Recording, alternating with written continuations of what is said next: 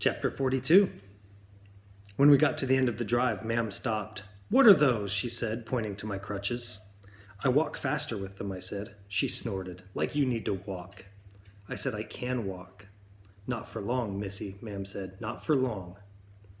The train to London was even slower and more crowded than the one we'd been evacuated on. Servicemen sat on kit bags in the aisle. One man offered me a seat because of my crutches, and Ma'am scowled at him and pushed me past to sit down. The man started to speak. "I'm fine standing," I said quickly, "with my crutches." I should have kept quiet. Ma'am's eyes narrowed. "I don't know who gave you the idea it was all right to go out where people could see you," she said in a low, furious voice, "flaunting your crippled self. You can use them things till we get home and not a minute longer." "But I can walk," I said. "But I don't want you to. You hear me?" I swallowed. It was worse than a nightmare. "Ada caught a spy," Jamie whispered. Ma'am snorted. "Pull the other one," she said. "Tell her, Ada," Jamie said. "Tell her you're a hero. Tell her your hero story." I kept my mouth shut and shook my head.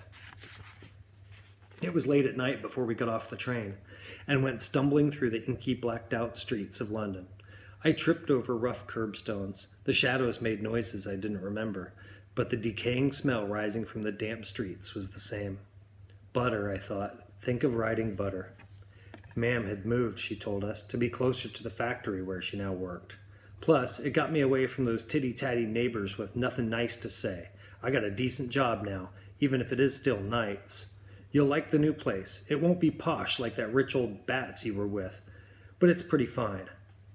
"Susan's not a rich old bat," Jamie said. "Oh, Jamie," I thought, "shut up."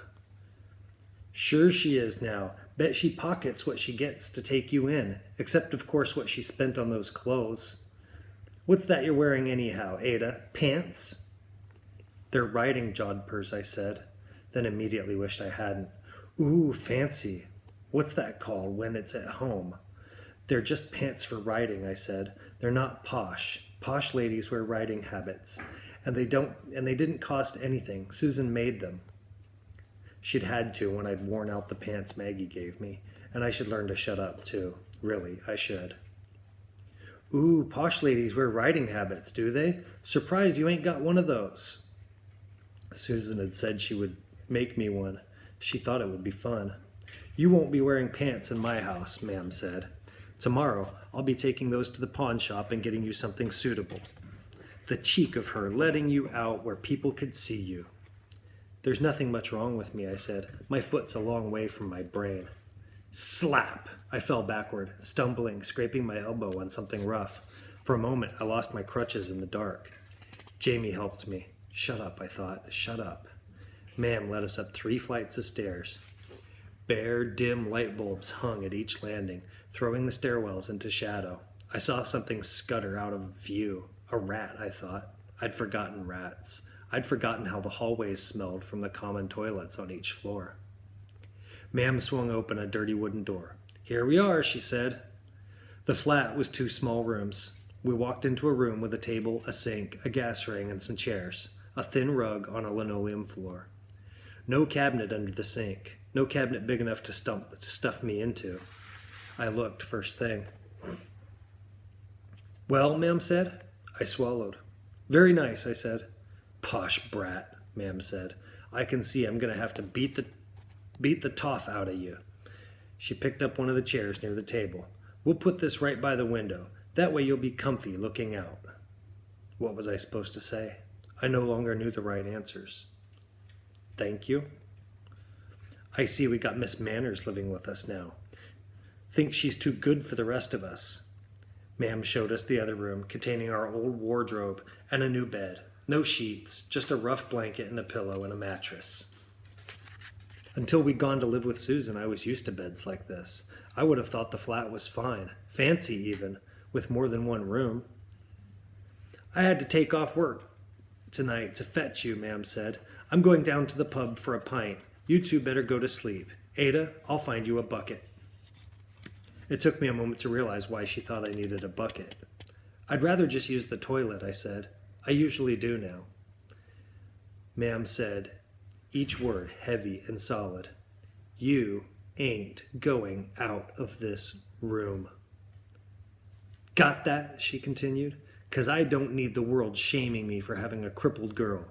I don't care what you did somewhere else. You're with me again. You'll do as I say. You disobey me, I'll make you wish you hadn't. You're a cripple. That's all you are. A cripple, and nothing but a cripple. You've never been anything else. Got that? I said. Susan wasn't ashamed of me. Well, bully for her. She should have been. Mam's eyes glittered. Disobey me, she said, pointing at Jamie, and I take it out on him. You got that? Yes, ma'am, I said. She went out. I looked at the door and the bucket. I used the bucket. Jamie and I lay on the mattress in the hot bedroom. I can't sleep, Jamie whimpered. I need Bovril. Susan will take good care of him, I whispered. I need him, Jamie said. I can't sleep. I know, I said. I know. Jamie said, What happened? Why is Mam so angry? We look different, I said. So? I took a deep breath. Part of me felt like it was all my fault. For feeling too posh, for getting above myself, for not being the sort of daughter Mam could love, for being a cripple. And yet, Mam could have fixed my foot. She could have fixed it when I was a baby. She could fix it now. She didn't want to. She wanted me to be a cripple. It didn't make sense. The moon rose. I watched the patterns its light made on the ceiling. A cripple and nothing but a cripple, I thought. Jamie, I said, poking him. I caught a spy. I know, he said. And I learned to ride Butter, and we jumped the stone wall. Fred needs me. Said Jamie, rolling over. And I can read and write and knit and sew. And I helped the soldiers during the Dunkirk week. And Maggie and Daisy like me, I said. Susan loves you, Jamie said. She loves both of us, I said. I know, said Jamie. He sniffed. I want Bovril. I didn't reply. I drifted off to sleep sometime before Mam came home. And as I did, I thought one word, war. At last I understood what I was fighting and why, and Mam had no idea how strong a fighter I had become. And that is the end of chapter 42.